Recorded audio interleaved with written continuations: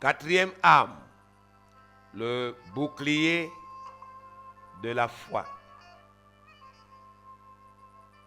La quatrième arme spirituelle que Dieu met à notre disposition, c'est le bouclier de la foi.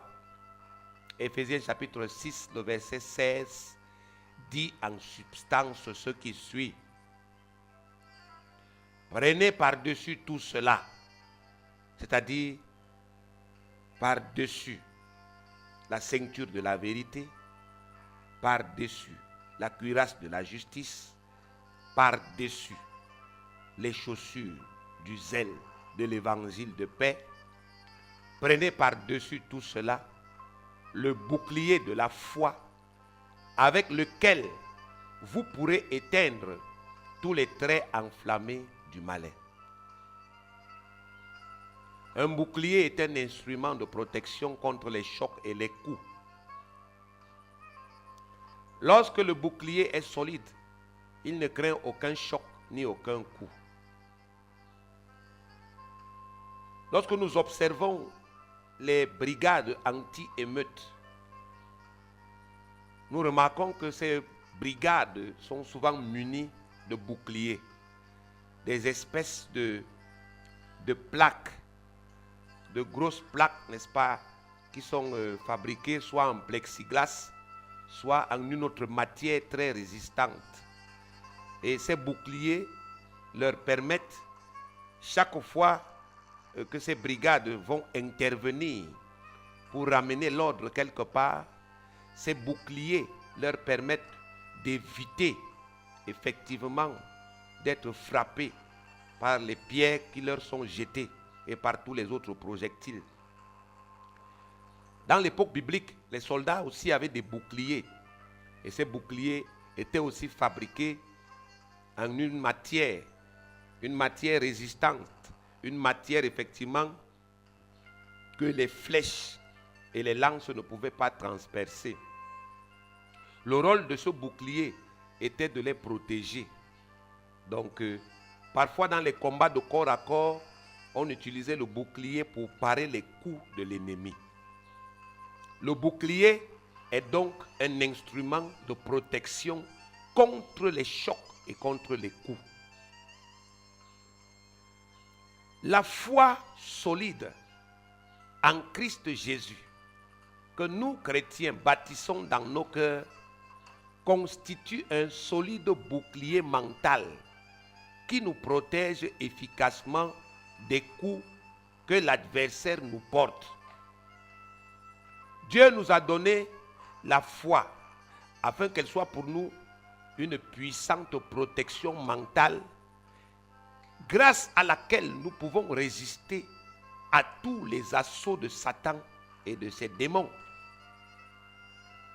À cause de ce bouclier, des coups qui en d'autres circonstances auraient pu nous déstabiliser ou nous détruire ne nous égratignent même pas. Parce que nous avons une foi solide, bâtie en Christ dans notre cœur, des coups que Satan nous porte, qui en d'autres occasions auraient pu nous briser, ne nous égratignent même pas.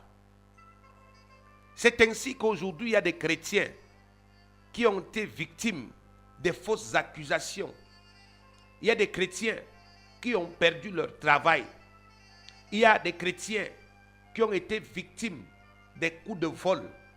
Il y a des chrétiens qui sont victimes d'une persécution outrageuse dans leur famille, dans leur société où ils vivent, mais qui résistent à toutes ces attaques, à tous ces coups, grâce à la foi solide qu'ils ont bâtie en Christ dans leur cœur. Plusieurs personnes ont souvent pensé que la vie chrétienne est un long fleuve tranquille, où on se la coule douce. Ils ont pensé que lorsqu'on croit en Christ, alors cela signifie effectivement qu'on ne rencontrera plus jamais d'adversité, de difficulté. Ceci est un cliché qui n'a absolument rien à voir avec la réalité. Le chrétien authentique est quelqu'un qui navigue à contre-courant de la société. Seulement à ce titre, il s'attire des foudres des non-croyants et il reçoit permanemment des coups. Parce que le chrétien est quelqu'un qui par sa vie juge en permanence le non-chrétien.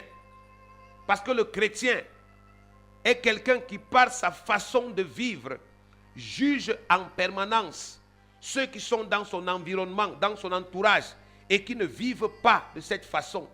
Parce que le chrétien est une lumière, alors il s'attire en permanence les foudres, la haine, la jalousie, la rancune de tous ceux-là qui sont des païens et qui ont refusé de croire en Jésus-Christ et qui refusent de pratiquer les vertus, n'est-ce pas, qui sont prévues dans la parole de Dieu. 2 Timothée chapitre 3, le verset 12 déclare: Or, tous ceux qui veulent vivre pieusement en Christ seront persécutés. Tous ceux qui veulent vivre pieusement en Jésus-Christ seront persécutés. Ici, la parole de Dieu est sans équivoque. Notre Père nous dit: mes bien-aimés, vous tous qui choisissez Christ dans ce monde qui est sous le pouvoir de l'antéchrist, vous tous qui choisissez Jésus, vous qui choisissez de vivre sur cette terre pour le Christ Jésus, vous qui choisissez de marcher à sa suite comme des disciples, vous qui choisissez d'être le reflet de sa gloire, de sa puissance, de sa sainteté dans ce monde obscur, vous qui choisissez de vivre dans la sanctification, dans la pureté, dans l'amour fraternel, vous devez savoir que vous serez persécutés parce que le monde est sous le pouvoir de Satan. Et Satan utilisera tous les hommes, effectivement, qui vous entourent, tous les hommes qui sont sous son pouvoir pour vous persécuter. Seule votre foi solide en Christ pourra vous permettre de résister, de tenir ferme contre les traits enflammés du malin. Si le chrétien authentique n'avait pas de bouclier pour le protéger contre les coups de Satan, il serait détruit.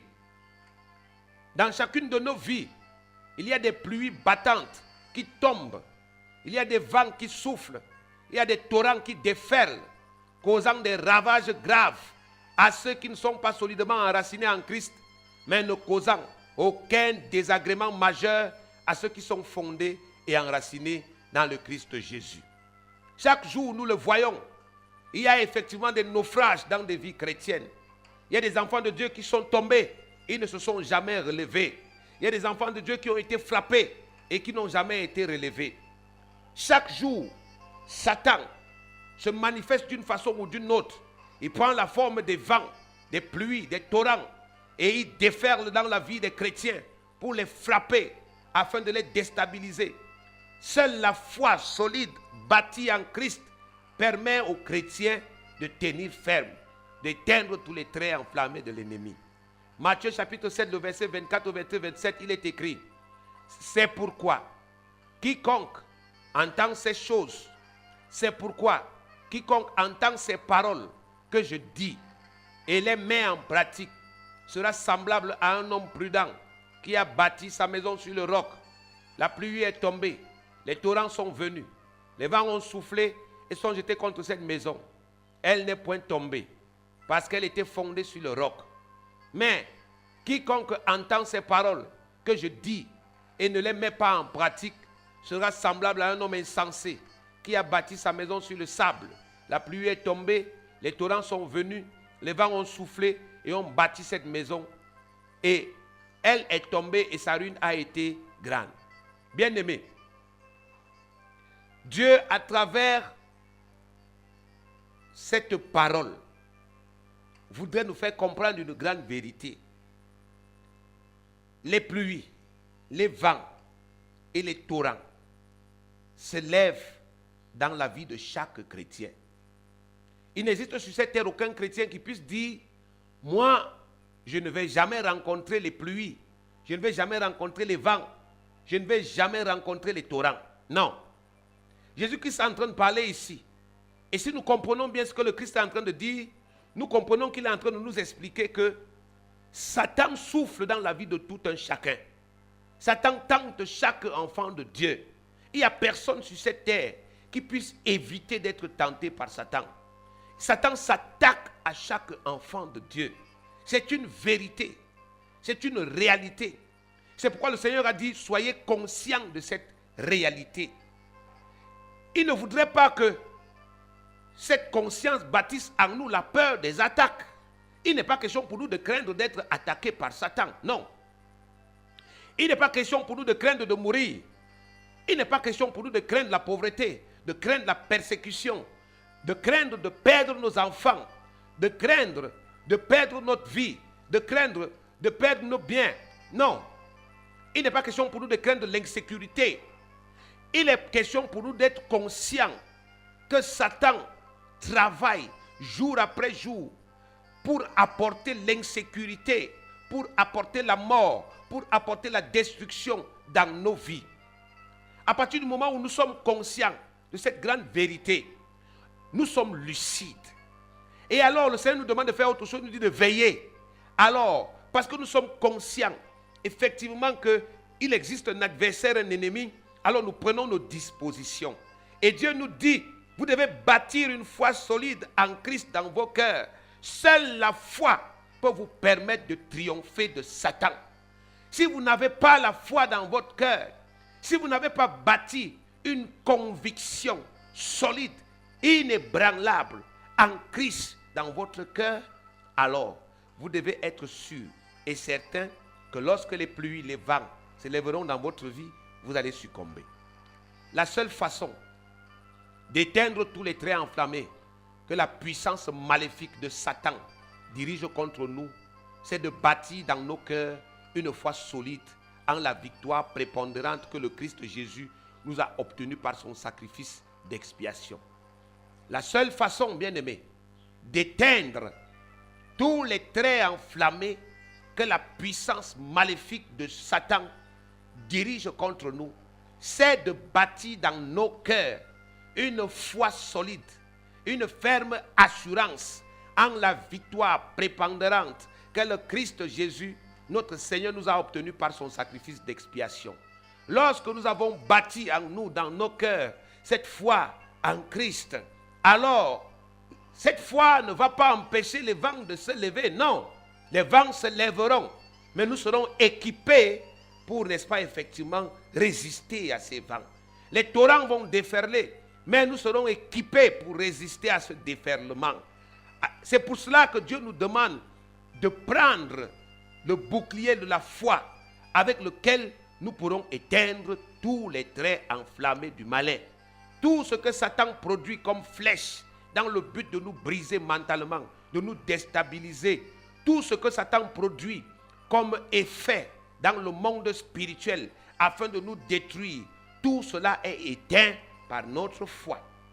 Ça veut dire en vérité, bien aimé, que la foi d'un enfant de Dieu lui permet de vaincre. 1 Jean chapitre 5, le verset 4, il est écrit, parce que tout ce qui est né de Dieu triomphe du monde. Et la victoire qui triomphe du monde, c'est notre foi. C'est pour cela, bien aimé, que Dieu nous a demandé de prendre par-dessus toutes ces choses, toutes ces autres armes, le bouclier de la foi. Nous devons développer dans notre cœur une foi solide, une foi inébranlable. Nous devons savoir que la foi est la ferme assurance des choses qu'on espère, une démonstration de celles qu'on ne voit pas.